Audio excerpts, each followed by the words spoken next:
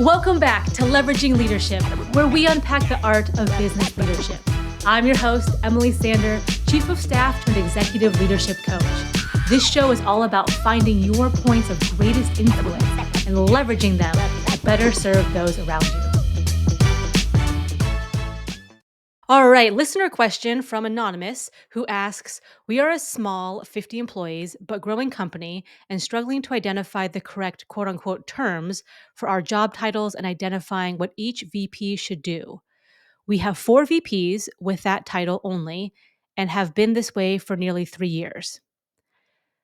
We are trying to figure out if we need a chief of staff, VP of operations, etc. What resources or recommendations would you have to help us make progress with these decisions?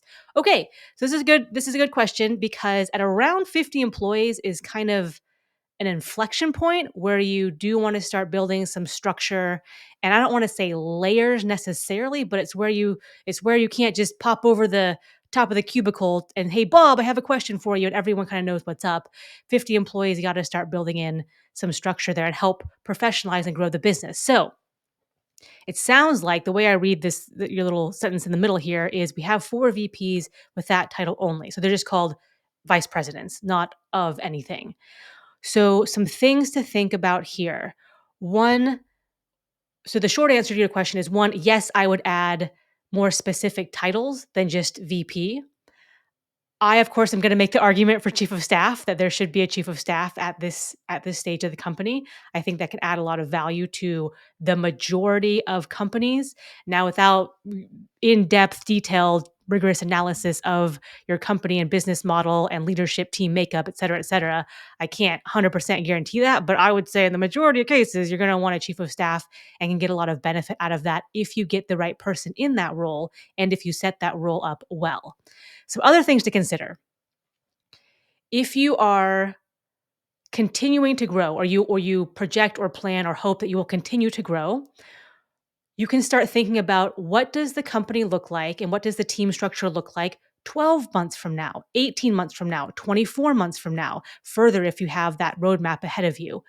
You can also take things like what is the average tenure of an executive at our company? Let's just say it's 2 years, for example. Like 2 years is the average tenure that an executive, a VP and above, will stay at the company. Okay, so what does it look like in 2 years? What do we project the teams are going to look like in 2 years?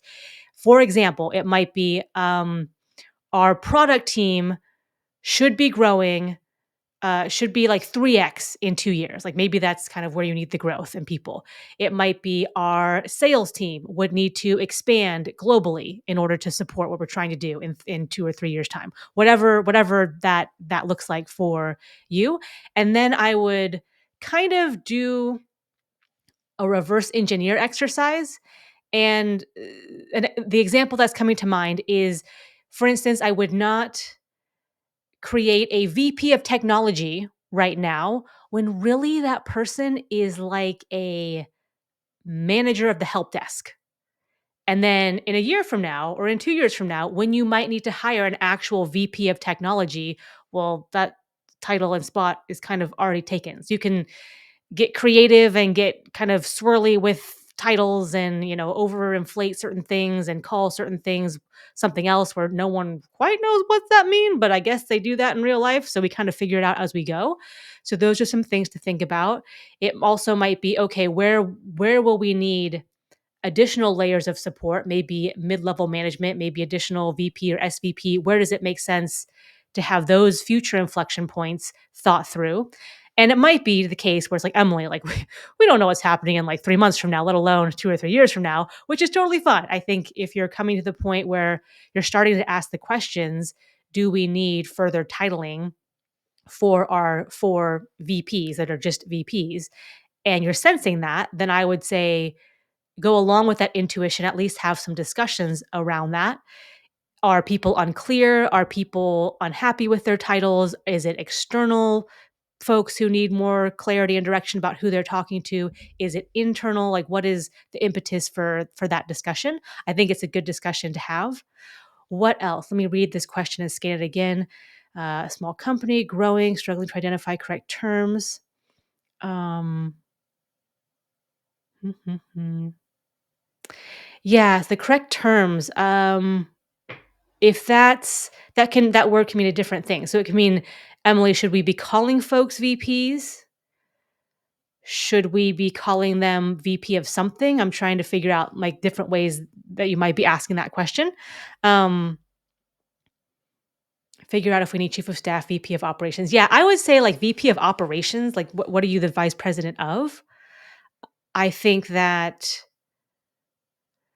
another thing to think about, these are kind of cautionary tales, but things that I've seen over and over again is some people, not all, but some people get real touchy about their title, like real touchy about their title and their title in comparison to other people. If they're a VP, then why am I not a VP?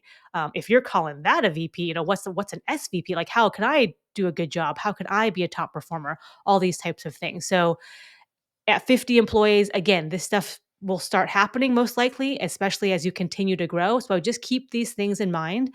And maybe one guideline you can use as you go through this process is what allows you to be flexible and have options and optionality as you move forward versus locking yourself in to something like, okay, we've made this title so concrete and so definitive and so specific in almost a detrimental way versus something that gives us a little more flexibility in the future. So those are some things to think about. I think that again, these are good discussions to have. I think that you're at the right stage of company and inflection point to start having these discussions. And one other thing I'll say is make sure you're doing this for the right reasons. So hopefully it's just a natural part of the conversation as your company grows. If one particular person is griping and has a axe to pick with someone about something and that's the whole genesis of this discussion, the whole motivation for this, maybe take a look at that. Maybe there's a kernel of truth and it's worth a discussion where it's like, it didn't come from the greatest place, but honestly, we could talk about this. If it's to placate one person and everything else is fine and everyone else is fine, and it's almost more trouble than it's worth, I would kind of take a look at the motivations and reasoning. And maybe if that is the case, it's not that you don't respond at all. It's just you respond in kind of a proportional way, where it might be not be like, okay, we're doing a huge retreat, and all of our leadership team managers and up are going on this retreat, and we're coming up with titles, and we're making sure this is right. If it's like, hey, this person like needs a change in their title, and it doesn't cost us anything, no one else is going to get their feathers ruffled, no one else is going to even care or know. It's just going to be this person, and they're going to be happier. Okay, that might be a thing you consider as well. So hopefully that helps. And if you have any follow up questions, or if anyone listening has a question off of this question, or it spurs a question of their own, then please feel free to reach out. You can email me directly at Emily@nextlevelcoach, find me on LinkedIn, or drop a question in the comments. And I will catch you next week on Leveraging Leadership. If you enjoyed today's episode, please like, share, and subscribe wherever you get your podcasts.